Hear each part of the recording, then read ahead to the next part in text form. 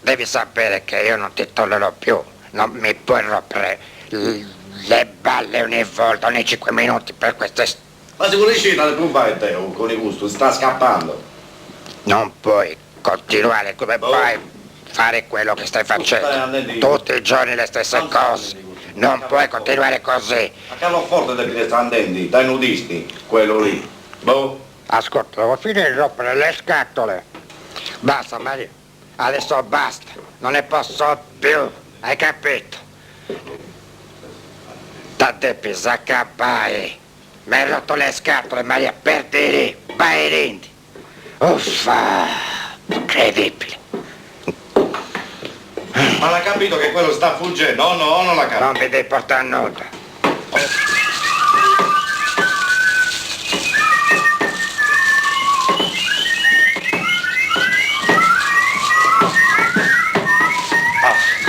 Finalmente libero. Io ho sempre amato la natura. Sembra vero Carlo Forte, cazzo. Allora la vegetazione che c'è. Come potevo più di quella stronza. Vediamo se si manca. Eccola a casa, lui sembra stata apposta per me. Porto scuso? Come porto scuso? Siamo a Carlo Forte qua. Porto scuso. Questo è Carlo Forte. Stavo cercando per caso. Questa mamma della Ubi. Sono due. A coglioni! E santo Dio! Che miseria! A coglioni! Coglioni sei stui! Che uccelli imbecilli ricapita! Ma che pazzi! Se la doveva mangiare, che sono una venuta la fame! Questo cosa deve essere il tonno, mi pare, assaggiamo. Tonno di Carlo Forte. Moto.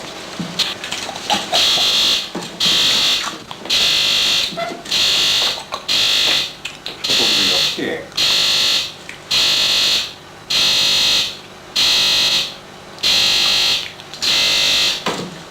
Si può sapere chi è?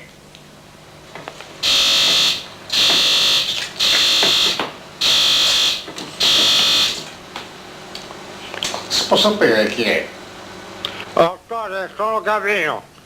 Ti volevo avvertire che tua moglie sta venendo a Carloforte. Sta venendo a prenderti a Carloforte con tutti i bambini. Scherzando? La vedi te? Ma stai scherzando? Come lo sai?